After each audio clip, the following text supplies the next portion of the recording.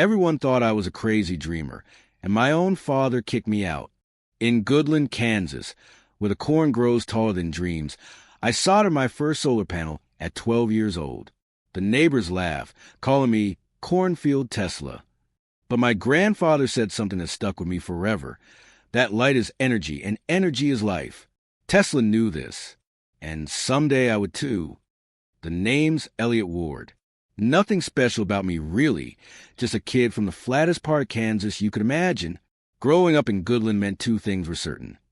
Corn was king, and if you weren't into pickup trucks, football, or barbecue, you were basically an alien. My dad wanted me to be quarterback for the Goodland Cowboys, but I was too busy reading about Nikola Tesla in the biography Grandpa Harold gave me for my 10th birthday.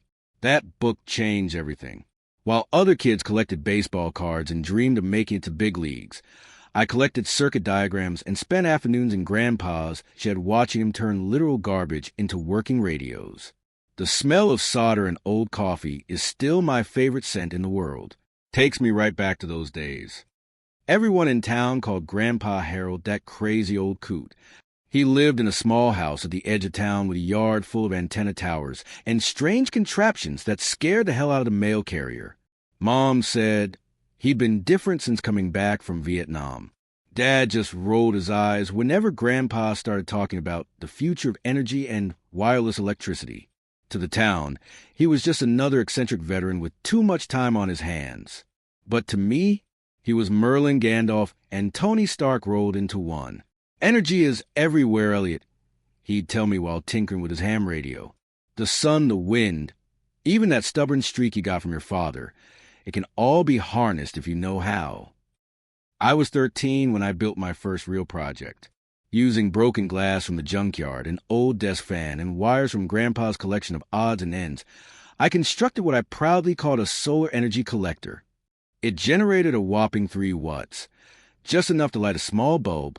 When I showed Grandpa, his eyes lit up brighter than that tiny bulb. You see that, Elliot? That's not just light. That's freedom. My dad wasn't impressed. Great. Now I can power a Christmas light. That'll surely pay the bill someday. But Grandpa just winked at me. Tesla was laughed at too. The great ones always are. High school was rough for a kid obsessed with renewable energy. While everyone else was getting drunk at field parties and making out under the bleachers, I was reading Tesla's patents by flashlight. The football players called me socket boy and knocked my books out of my hands.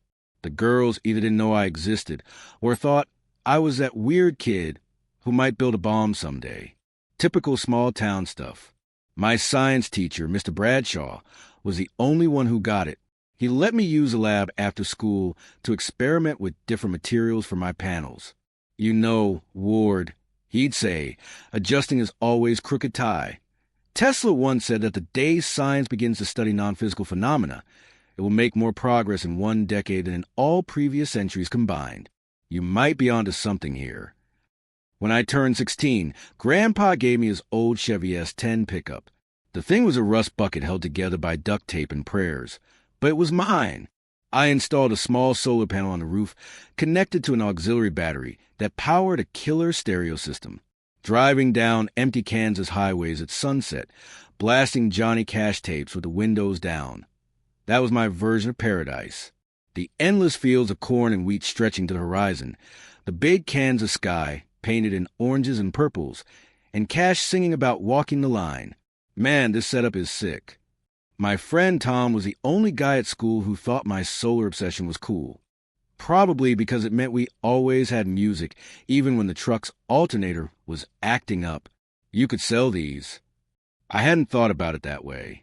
I was just solving a problem. How to have music without killing my main battery. But Tom planted a seed in my mind that day. Senior year came fast. I applied to the University of Kansas engineering program, pouring my heart into the application essay about Tesla's vision of wireless energy transmission and how I plan to help realize it. Against all odds, I got accepted with a full scholarship. The letter arrived on a Tuesday in April. I ran all the way to Grandpa's house, holding it above my head like the Olympic torch. You did it, kid. Grandpa's hands were shaking when he read it. You're getting out. You're going to be the first ward to get a college degree. That night, we celebrated with root beer floats, and Grandpa told me stories about meeting my grandmother at a USO dance in '67, about the time he saw Johnny Cash perform live in Wichita, and about how Tesla had once powered a car with energy he pulled from the atmosphere itself. 2 weeks later, budget cuts hit the university. My full scholarship became a partial one, and that partial one wasn't enough. Not even close. Told you, Dad said when I showed him the revised offer letter. His hands were stained with motor oil, calluses thick as leather on his fingers from 30 years of mechanical work. Universities are for rich kids from Wichita and Kansas City. Not for us. Grab that 12mm wrench and help me with this transmission. It's time you learn a real trade. That night, things came to a head at dinner. I'd been sketching solar panel designs instead of eating Mom's meatloaf. Enough with this Tesla nonsense. Dad snapped, slamming his palm on the table hard enough to make the glasses jump. You've got two choices, Elliot. Either start working full-time at my shop like a man, or find somewhere else to live. I won't support these crazy dreams anymore. Your grandfather fills your head with impossible ideas, and I'm done watching you waste your potential on fantasies. Mom tried to calm him down, but his mind was made up. 20 years of watching him fix other people's cars for barely enough to keep our lights on had hardened him against anything that seemed impractical. In his world, dreams were luxury items we couldn't afford. So what's it going to be? A real job at the shop where you pack your things? I looked him straight in the eye. I'll be out by Friday. I couldn't move in with Grandpa, though I wanted to. His tiny house barely fit him, and the county had already cited him twice for code violations with all his electrical experiments. One more complaint, and they condemned the place. Plus, his emphysema was getting worse, the years of smoking finally catching up to him. The last thing he needed was another person using up his limited resources and space. So I found an old trailer for rent near an abandoned gas station at the edge of town, $150 a month. The place was a tin can, leaking roof, walls thin as paper, and it smelled like gasoline in despair. But it was mine. Grandpa helped me move in my few possessions, clothes, books about Tesla and electrical engineering, my tools, and a prized possession, my solar panel prototypes. "This is your home now, Elliot," Grandpa said, looking around the shabby trailer. "Make it your castle. And don't you worry about your father. He loves you. He's just forgotten how to dream." I got a job at Benson Construction, hauling lumber and mixing concrete under the merciless Kansas sun. My body ached in ways I never knew possible, but the paycheck meant I could save for tuition. Every other penny went to buying parts for my solar experiments. My trailer was so old that I'd check if it was still standing every time I came home from work. One big sneeze, and the whole place might have collapsed like a house of cards. The air conditioner gave up the ghost during my first week. So summer nights meant choosing between suffocating with the windows closed or being eaten alive by mosquitoes with them open. I usually chose the mosquitoes. At least their suffering ended when they got full. By day, I poured concrete and framed houses. By night, I sketched designs for a new kind of solar panel, one that followed the sun like a sunflower, maximizing energy collection without expensive sensors and motors. The idea came from watching how plants naturally turn toward light sources. "You're on to something there," Grandpa said when I showed him my sketches. "Nature's had billions of years to solve energy problems. We'd be fools not to copy her homework." He brought me his old textbooks from his brief stint at community college before the war called him away. Yellowed pages filled with equations and circuit diagrams that smelled like cigarettes and hope. We'd sit at my wobbly kitchen table until the early hours, calculating angles and testing small prototypes. The trailer became my laboratory. Every surface covered with tools, wires, and solar cells in various stages of assembly.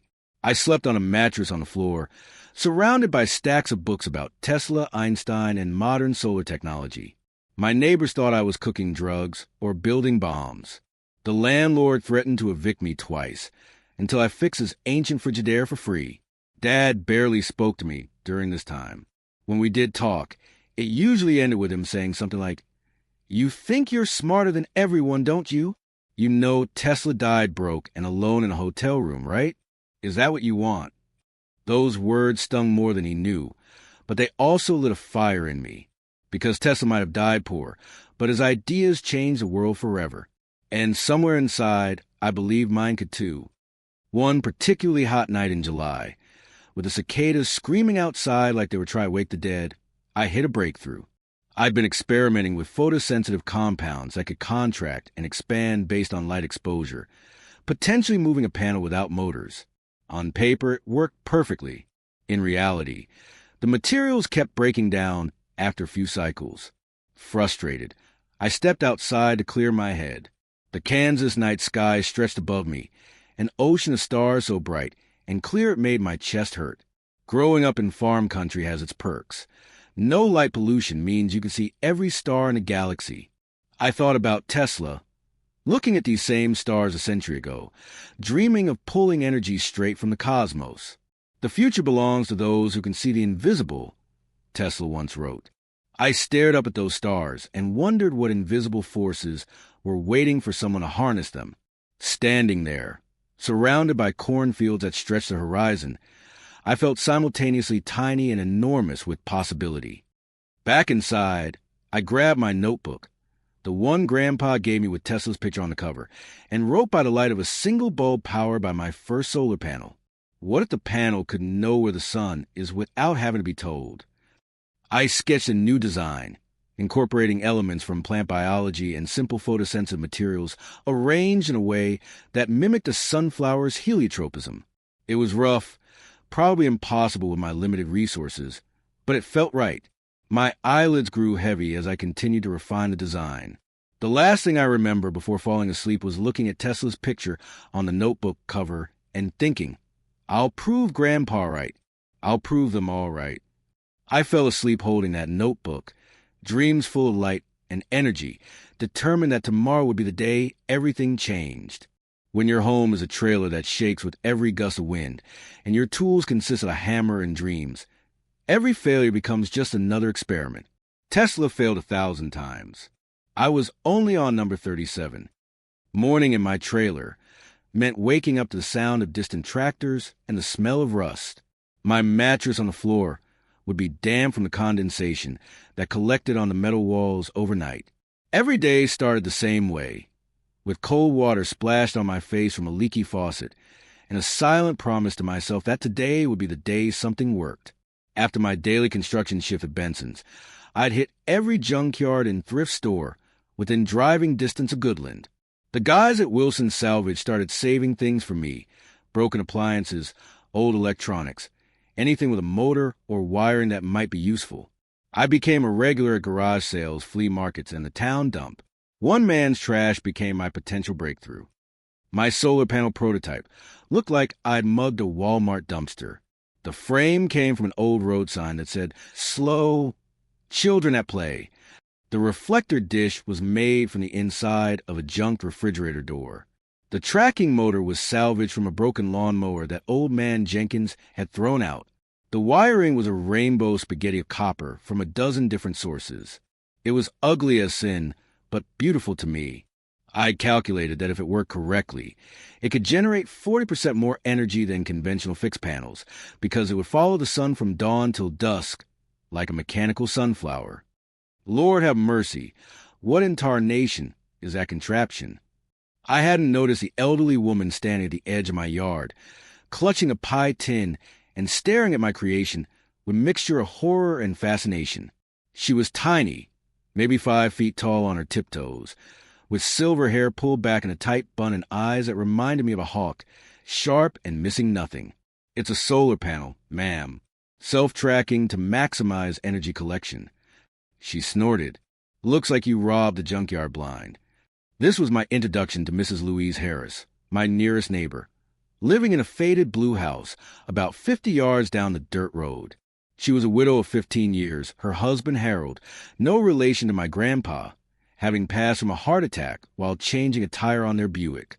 According to local legend, she'd once chased off a door-to-door salesman with a broom for trying to sell her aluminum siding when she already had perfectly good vinyl.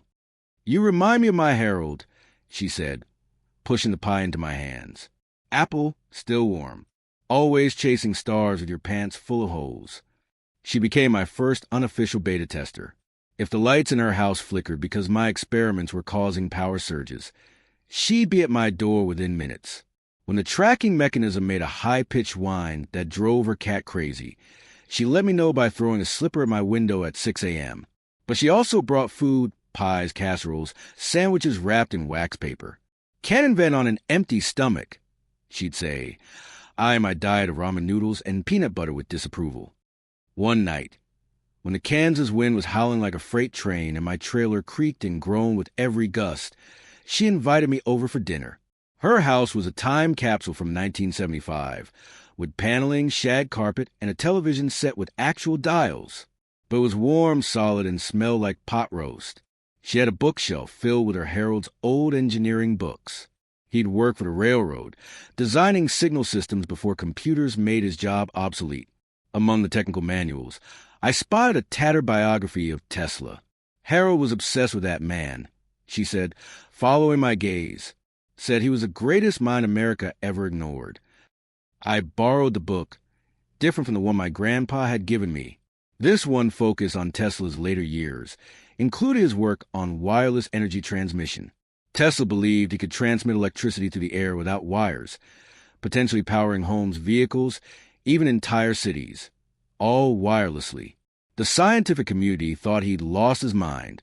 Reading those pages in my drafty trailer, illuminated by a single bulb powered by my crude solar setup, something clicked. If Tesla's ideas were considered crazy, then I was in excellent company. The greatest visionaries were always dismissed at first.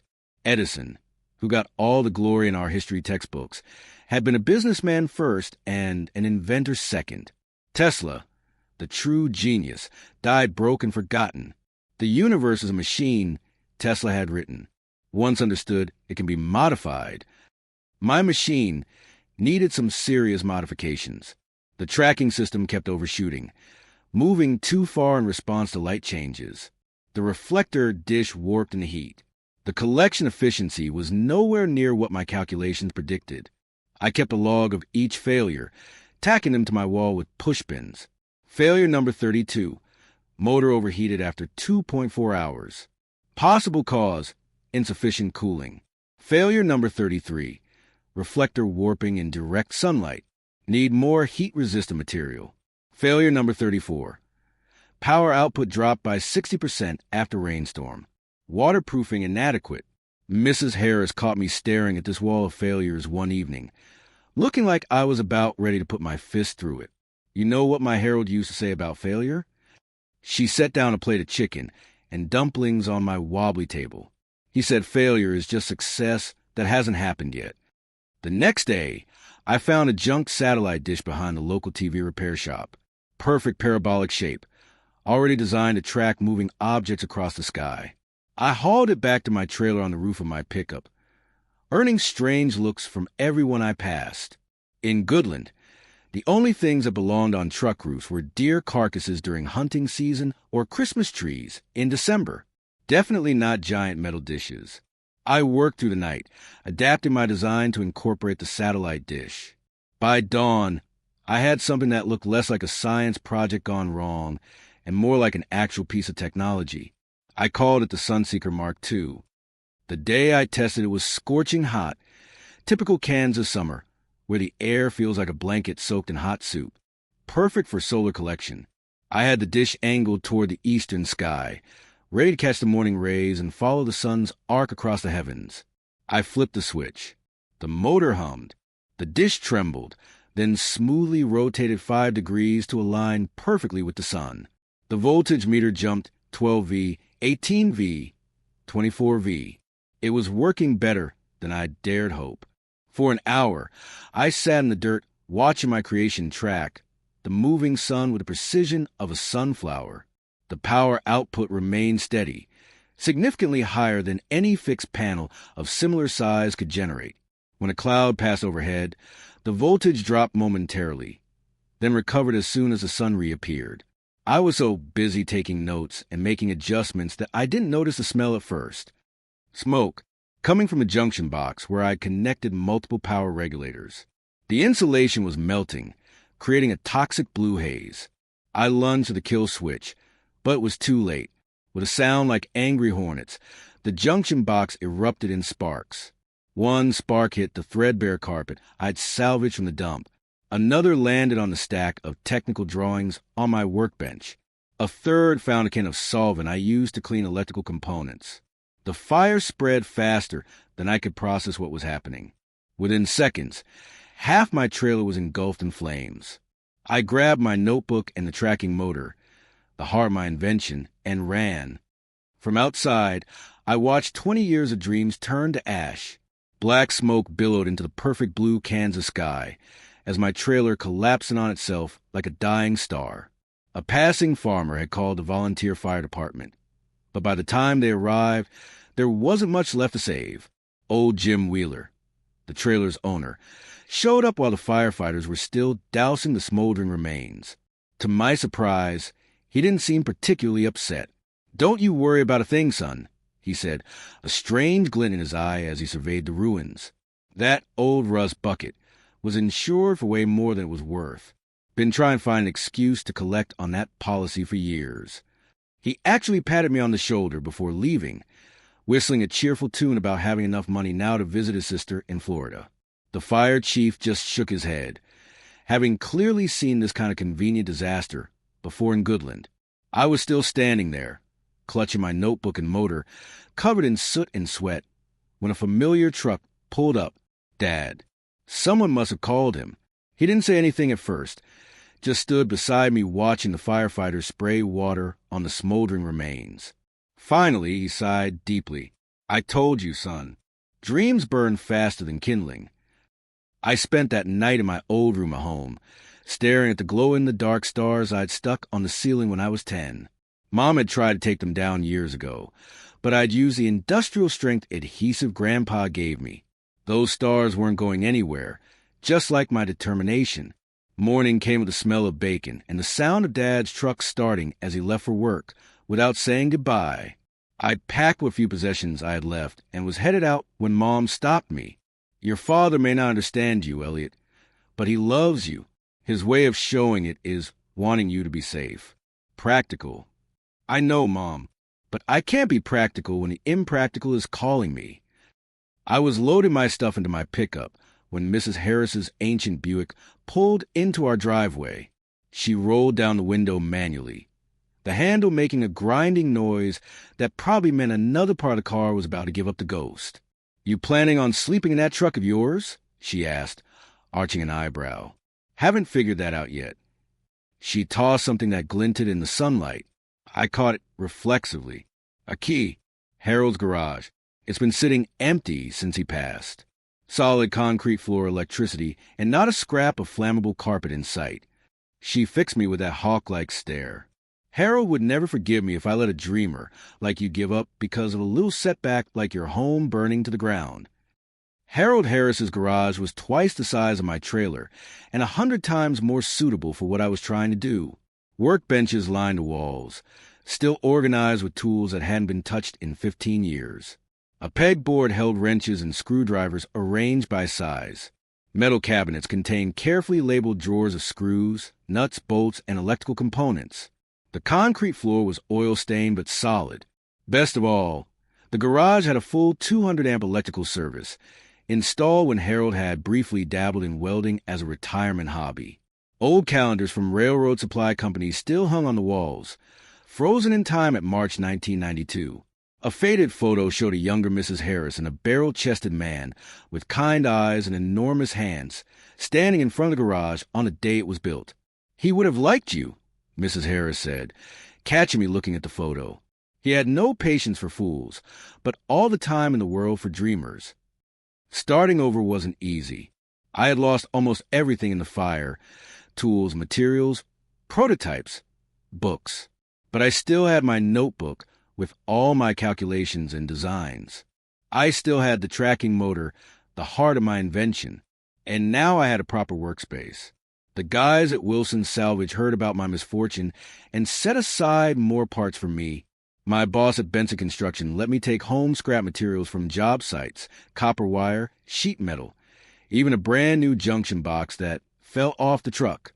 Grandpa contributed what tools he could spare. Little by little, I rebuilt. Better, stronger, safer. I added circuit breakers, fuses, thermal cutoffs, every safety feature I could think of. No more fires. No more failures that couldn't be contained. 3 weeks after the fire, I was ready for another test. I'd mounted the satellite dish on a proper stand in Mrs. Harris's backyard, away from structures, with a fire extinguisher close at hand just in case. The motor I'd saved from the fire was now protected in a metal housing with cooling vents. The wiring was professional grade, with proper insulation and connection points. Mrs. Harris sat in a lawn chair a safe distance away, watching with her arms crossed and her lips pursed in that expression that said she was prepared to be either impressed or disappointed, but nothing in between. I connected the battery and stood back. The moment of truth. "Come on, Tesla," I whispered. "Don't let me down." The motor hummed to life, a smooth, confident sound like a well-tuned engine. The dish rotated slowly, precisely, tracking the afternoon sun with ballet-like grace. The voltage meter climbed steadily, the needle settling exactly where my calculations predicted it should be. No smoke, no sparks, no fire, just clean, efficient energy harvesting, exactly as I had envisioned it. A smile spread across my face as I turned to Mrs. Harris. This is just the beginning. I never went looking for fame. I just wanted Mrs. Harris to stop paying $200 electric bills every month. But when your solar panel goes viral on TikTok, suddenly Kansas feels like the center of the universe. After proving that my Sunseeker prototype worked in Mrs. Harris's backyard, I immediately started planning a practical application. The test was one thing.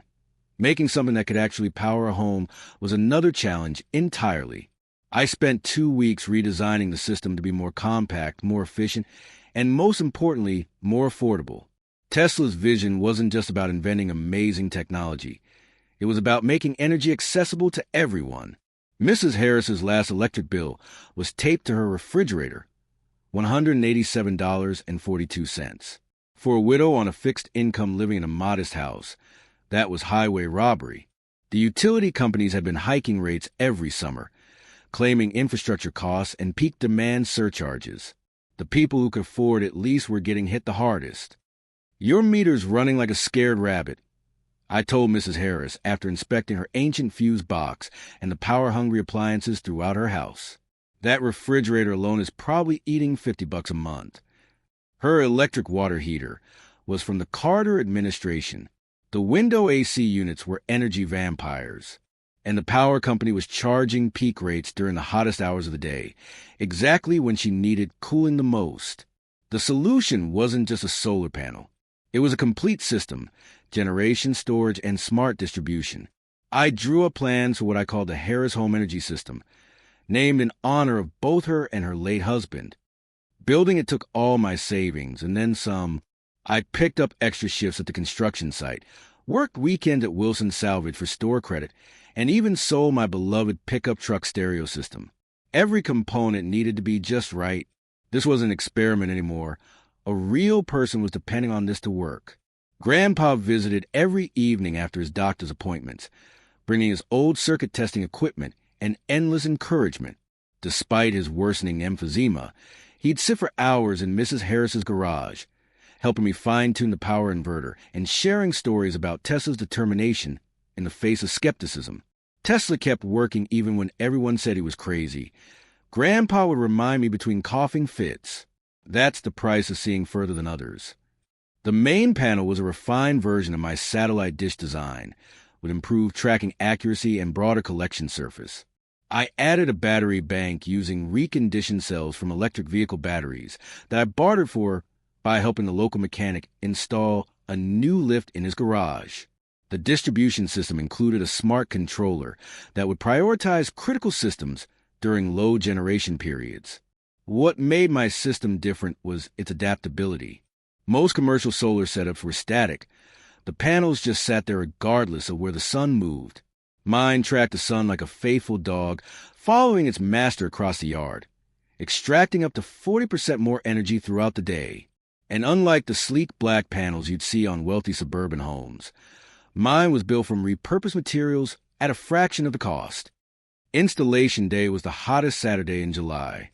My grandpa came to help, despite his coughing fits. We mounted the main panel on a reinforced post in Mrs. Harris's backyard, ran conduit to the garage where we installed the battery bank, and rewired her fuse box to integrate with the new system. Grandpa's hands shook from his medication, but his mind was sharp as ever as we connected the final wires. He told me about helping to electrify farms outside Goodland back in the 1960s. The look on people's faces when they turned on electric lights for the first time after years of kerosene lamps. That a feeling worth more than money. Elliot. By sunset, we were ready for the switch on. Mrs. Harris stood on her back porch, fanning herself with a church bulletin. Tried to look unimpressed, but not quite pulling it off. If this thing explodes, she warned, I'm sending the bill to your father. I flipped the master switch. The system hummed to life. Her porch light came on, then her kitchen lights, then her ancient window AC units kicked in one by one. The smart controller's display showed power flowing from both the panel and the battery, balancing the load perfectly. No explosions, no smoke, no disaster. When the first electric bill came a month later, Mrs. Harris called me over. She held the paper like it was a winning lottery ticket. $42.17. She'd use some grid power during cloudy days and at night before I'd optimize the battery storage. But the system had reduced her bill by nearly 80%. For a woman who counted every penny of her Social Security check, this was life-changing. Well, she said, trying to maintain her usual gruffness, I suppose it was worth letting you tear up my yard after all. Coming from Mrs. Harris, this was practically a standing ovation. I might have remained just another small-town inventor, if not for Kayla, Mrs. Harris's 16-year-old granddaughter, who came to visit from Wichita the following weekend. Kayla took one look at the contraption in her grandmother's backyard, with its constantly adjusting solar dish and the neat rows of status lights on the control panel, and immediately pulled out her phone. This is insane, she kept saying as she circled the installation, filming from every angle. Some guy from literal Cornfield, Kansas, just out-engineered Elon Musk in his grandma's backyard. I tried explaining that it wasn't that revolutionary, just a practical application of existing technologies combined in a way that made them more accessible. Kayla wasn't listening. She was already adding music and captions to her video. 3 days later, my phone wouldn't stop buzzing. Kayla's TikTok had gone viral. 5 million views and climbing. The caption read, This Kansas farm boy built a solar system that follows the sun and saved my grandma $150 per month on electricity. Hashtag renewable energy. Hashtag DIY. Hashtag FYP. The comments section was blowing up. Bro, living in 2050, while the rest of us still in 2025. I need this for my mom's house. How much? Silicon Valley nerds punching air RN. Can you make a tutorial? I'd always thought TikTok was just for dance trends and prank videos. Turns out, people were starving for practical solutions to real problems like expensive electricity. The TikTok was just the beginning. Someone posted the video to Reddit's r/renewable energy subreddit, where it shot to the top and stayed there for 3 days. My inbox filled with messages from people all over the country asking for specs, pricing, installation guides, even job offers. One Reddit user dubbed me the Cornfield Tesla, and the nickname stuck. I created an account to answer questions, try to explain that my system wasn't ready for mass production, that it was just a prototype built for one specific situation. When someone asked why I was doing this, I replied honestly, Tesla dreamed of free energy for everyone. I just want to make sure grandmas don't get their electricity shut off. That comment got more awards than the original post. Local news picked up the story next. Cake News from Wichita sent a reporter to Goodland. They filmed a segment about the young inventor revolutionizing solar energy in rural America. The reporter kept trying to get me to say I was going to be a millionaire, but that wasn't what motivated me. I just wanted to help Mrs. Harris. I told the camera, energy shouldn't be a luxury. The segment aired on a slow news day between a story about a county fair pie contest and a weather report. I figured that would be the end of it. I was wrong. The morning after the news segment, a sleek Tesla Model S with Colorado plates pulled into Mrs. Harris's driveway. A man in his early 40s stepped out wearing what I come to recognize as a Silicon Valley uniform. Expensive jeans, minimalist sneakers, and a quarter-zip pullover that probably cost more than all the clothes I owned. He introduced himself as Tim Crow, founder of several successful tech startups, and now heading an investment firm in Boulder focused on clean energy. He'd seen Kayla's TikTok, then the Reddit thread, then tracked down the local news segment. "I've been looking for exactly this kind of innovation," he said, examining my solar tracking system with genuine interest. "Everyone's focused on incremental improvements to existing technology. You've gone back to first principles." Tim wasn't just another tech bro talking a big game. He knew his stuff. We spent hours discussing the technical aspect of my design, the limitations of current solar technology, and Tesla's original vision for distributed energy. You know, Tesla predicted the rise of solar power back in 1931. Tim asked. He told the Brooklyn Eagle that one day we'd harvest the sun's energy through what he called an inconceivably large number of little heat engines. He was describing photovoltaic cells before they were even invented.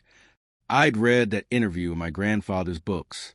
Tesla had seen it all coming nearly a century ago, but few had listened. Tim didn't just offer investment. He offered partnership. He wanted me to become co-founder of a new venture called Solar Nova Labs, with focus on bringing adaptive solar technology to underserved communities. "This isn't just about making money," he insisted as we sat at Mrs. Harris's kitchen table, drinking iced tea she'd made specially for the occasion. "It's about changing how people think about energy. What you've built here isn't just a better mousetrap. It's a glimpse of the future Tesla envisioned." Mrs. Harris, who had been suspiciously monitoring our conversation from the sink where she was pretending to wash already clean dishes, finally spoke up. "You planning to take him away to Colorado?" Tim nodded. "Boulder.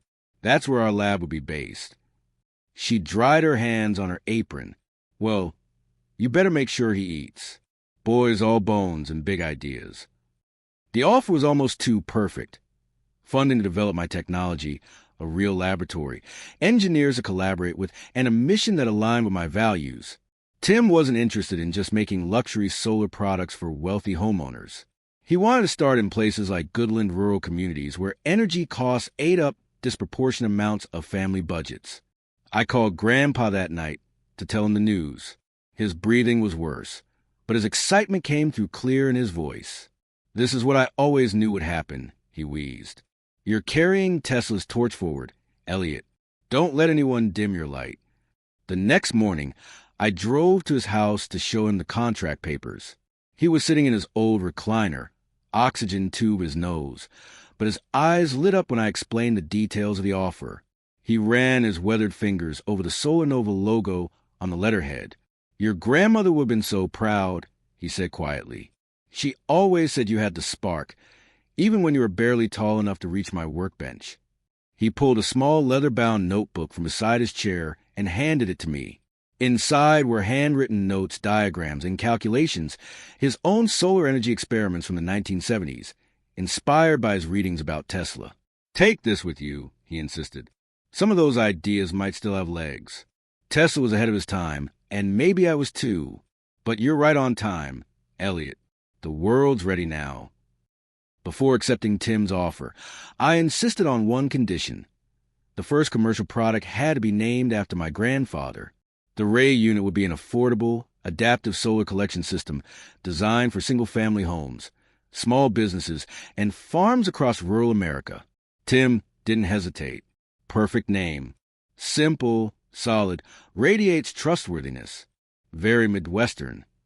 The contract were drawn up within a week. Tim's lawyers flew in from Denver with paperwork that would take me a month to read through, but the terms were fair, even generous.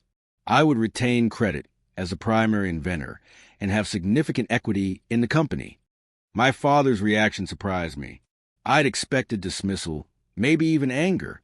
Instead, when I told him I was moving to Boulder to co-found a solar energy company, he just nodded slowly. "Never thought those contraptions would amount to anything," he admitted, not quite meeting my eyes. "Guess I was wrong about that." Coming from my father, this was practically a ticker tape parade. Mom cried, of course. Happy tears mixed with worry about me moving so far away. Grandpa tried to give me his old toolbox, but I insisted he keep it. I'd have access to state-of-the-art equipment now. Mrs. Harris pretended to be relieved to finally get that junk out her yard, but made me promise to call once a week.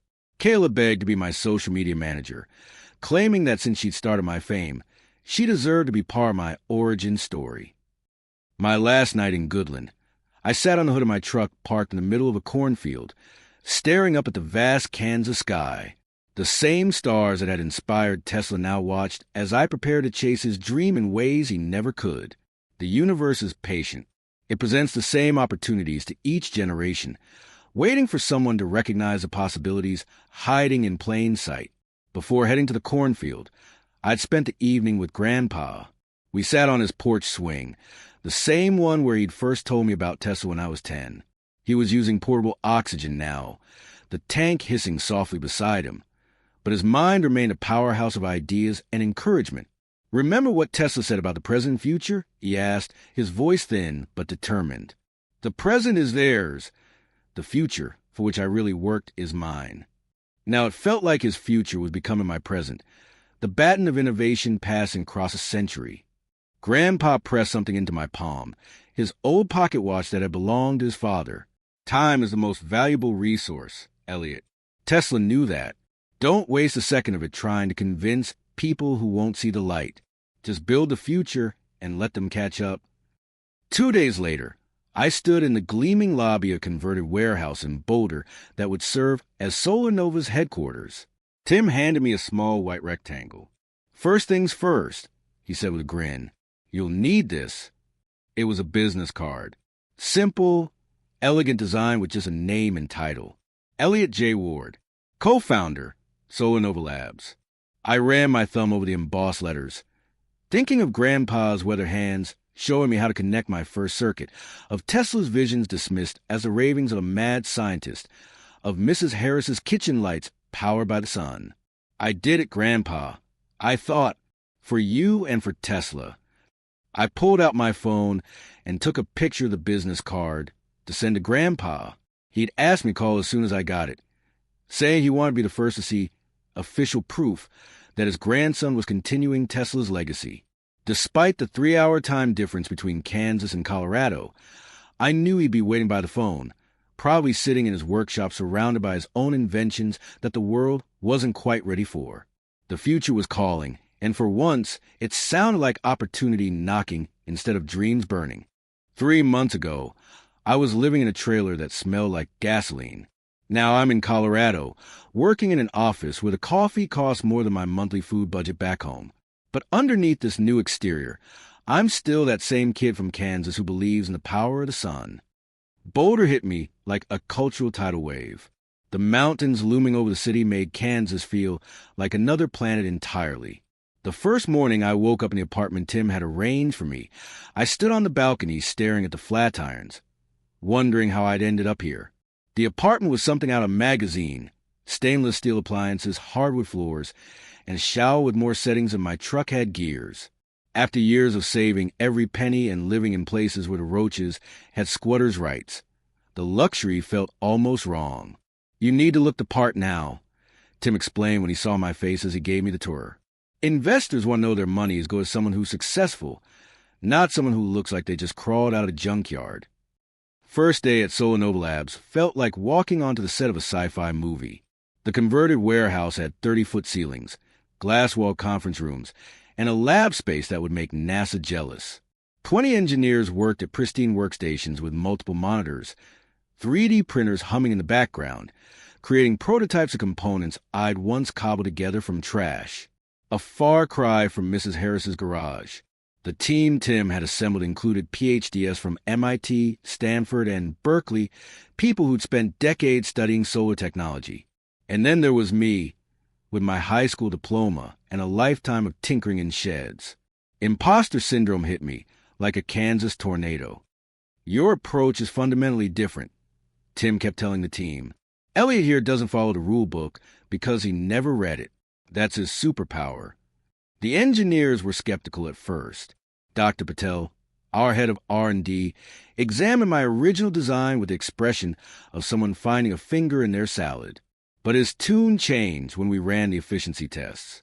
My crude tracking system outperformed their state-of-the-art solar arrays by nearly 37% in variable light conditions. Sometimes the best innovation comes from necessity, Dr. Patel admitted later. When you can't afford expensive components, you find creative solutions. Life in Boulder required serious adjustment. People actually stopped at crosswalks. Coffee shops offered 15 varieties of milk, none of them just regular cow's milk. Everyone seemed to be training for a triathlon or launching a startup. The first time someone asked if my clothes were sustainable, I thought they were asking if they'd last a long time. In Boulder, everyone eats kale and drinks smoothies with ingredients I can't pronounce. I told my mom on our weekly calls, I miss your cheeseburgers. Each Sunday, I'd talk to Grandpa, describing the lab and our progress. His breathing was getting worse, but his mind remained sharp. Our conversations became my anchor to reality when the startup world felt overwhelming. The first 6 months at SolarNova were a blur of prototypes, pitch meetings, and patents. We refined my original design, adding smart diagnostics, cold weather battery configurations, and materials that could withstand everything from desert heat to Arctic conditions. When it came time to name our flagship product, I didn't hesitate. Ray Units, I told the marketing team, after my grandfather. Tim loved it. Short, punchy, implies both sunlight and a person. Perfect. 9 months into our venture, NASA came calling. They needed a reliable, adaptable energy solution for a research facility in the Arizona desert. The contract, $8.5 million to power a compound that would simulate Martian living conditions as prep for future missions. When we won the bid, beating out companies 100 times our size, the whole office erupted. Someone popped champagne. Tim gave a speech about changing the world. All I could think about was what Grandpa would say when I told him that something he inspired would help humanity reach Mars. Tesla dreamed of energy for everyone. I told a reporter covering the NASA deal. We're starting with the desert, but that's just the beginning. Success snowballed from there. Our patents triggered a feeding frenzy among investors. SolarNova's valuation hit $50 million before our first anniversary. We expanded from 15 employees to 50, then 100. My equity in the company, originally just a gesture from Tim, suddenly had more zeros than I could comfortably count. The transition from broke inventor to tech executive wasn't without growing pains. The first time I had to fire someone, a lab tech who kept showing up late, I threw up in the bathroom afterward. Boardroom politics made high school social dynamics look straightforward. And nothing in my Kansas upbringing had prepared me for Silicon Valley pitch meetings, where 20-something VCs in Patagonia vests decided your fate while riding Pelotons. Forbes named me one of their 30 under 30 in energy. The photo shoot felt ridiculous. They had me posing with a solar panel, like it was a surfboard. During the CNN interview that followed, the anchor kept trying to paint me as some sort of climate messiah. I'm just a guy from Kansas who asked the sun to work smarter, I told her, uncomfortable with the spotlight. Tesla was doing this a century ago. I'm just picking up where he left off. That soundbite went viral, which still feels ironic. Back in Goodland, saying you believed in solar energy was like announcing you believed in unicorns. Now, the same ideas were being shared across social media with hashtags like #CleanEnergyRevolution and #TheKansasSolution. Amidst the chaos of success, I received a letter from my aunt in Wichita. Your father watches all your interviews. He records the business channels just to catch glimpses of you. He'll never say it himself, but he's proud. The whole town is. They've started a community college scholarship in your name. I read that paragraph a dozen times, trying to imagine my father, who once told me Tesla died broke and alone, sitting in his recliner, watching me talk about solar panels on television. That night, I called home for the first time in months. Mom answered, excited as always to hear from me. Dad got on the line briefly. We talked about the weather, his truck, the Chiefs' chances this season. Everything except what I was doing in Colorado. But before hanging up, he cleared his throat. That thing you said on the TV, about asking the son to work smarter. That was good, son, from him. Those words meant more than the Forbes cover. Just as Solar Nova was reaching cruising altitude, I received the call I'd been dreading. Grandpa's emphysema had taken a turn. The doctors gave him weeks, maybe days. I was on a plane within hours. The company jet, something that still felt absurd to have access to, touched down in Wichita, where I rented a car for the final stretch to Goodland. Grandpa was in the hospital, oxygen mask over his face, but his eyes lit up when I walked in. We spent his final days talking about everything and nothing. Tesla's theories on cosmic rays, the cornbread at the local diner, and how the stars look brighter in Kansas than Colorado. "You've done exactly what I knew you would," he told me, his voice barely audible over the hiss of oxygen. "You took Tesla's torch and carried it further than I ever could." The morning he passed, I was holding his hand, telling him about our latest breakthrough, a flexible solar film that could be applied to any surface. He squeezed my fingers once, smiled behind the mask, and then was gone. I stayed for the funeral, but returned to Boulder immediately after, throwing myself into work to avoid the grief. The company continued its ascent. We secured contracts with developing nations to power remote villages. Our residential ray units began appearing on rooftops across America's heartland. Time magazine put one of our solar arrays on its cover with the headline, "The future is bright." Tesla had once said, "We are all one, all part of the grand mechanism of the universe." In my darkest moments after losing Grandpa, I found comfort in that idea, that his energy hadn't disappeared but had transformed, becoming part of the same cosmic flow that powered the sun and stars. 3 years after leaving Goodland in my rearview mirror, I returned, not to prove anything to my father, but to bring light to where it all began, in the cornfield that made me who I am. The town had changed less than I had. The same storefronts lined Main Street. The water tower still proclaimed home of the Goodland Cowboys in faded paint. But as I drove down Maple Avenue, I noticed something new.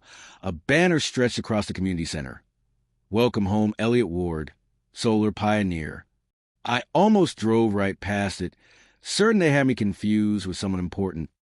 Mrs. Harris had passed away 6 months after Grandpa, peacefully in her sleep, according to the letter from her granddaughter Kayla. But her house still stood, now owned by her daughter, who'd kept her mother's solar system in pristine condition. It had saved the family thousands in electricity costs over the years.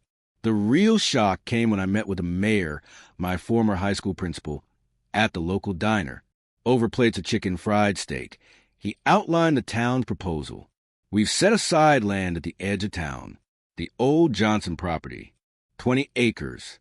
We want to build a research facility there. Solar technology for agricultural applications. With your company's help, of course." The Goodland Initiative, as we came to call it, would be Solar Nova's first rural research center, a place where local students could learn about renewable energy, where farmers could test solar-powered irrigation systems, and where my hometown could become a hub for clean tech innovation. Dad showed up at the groundbreaking ceremony, standing awkwardly at the back of the crowd. After my speech, he approached, hands in his pockets, eyes on his boots. "Money doesn't make a man better," he muttered, still unable to look directly at my success. "I don't want to be better, Dad." I replied, "I just want us to have light." He nodded once, a gesture that contained decades of complicated emotions. Then, to my surprise, he handed me his worn leather work gloves. "Might need these. Foundation work is hard on the hands." His way of saying he was proud. The centerpiece of our Goodland project was a solar array for the town's public buildings, the high school, library, medical center, and community college. 20 ray units, each capable of generating enough power to run 3 average homes. The installation took 3 weeks, with local contractors learning the technology as we built. On each unit, we placed a small plaque, "Ray Unit," in honor of Harold Ward and Louise Harris, who believe in the power of light. During the installation, I visited Mrs. Harris's house one last time. Her daughter showed me to the garage where I'd rebuilt my dream after the fire. On the workbench, she left a sealed envelope with my name on it, apparently with instructions to give it to me if I ever returned. Inside was a simple note written in her shaky handwriting. "Shine, Elliot. You were born for this." I stood in that garage, surrounded by the ghosts of false starts and breakthroughs, and let myself cry for the first time since Grandpa's funeral. The dedication ceremony for the Goodland Solar Initiative fell on the warmest day in October, the kind of Kansas autumn day that feels like summer's encore. Half the town turned out, along with reporters from state papers, and even a crew from a national science program.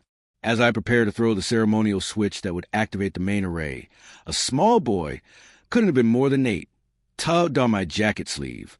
"How does the sun know where to go?" he asked, eyes wide with genuine curiosity as he pointed at the tracking panels.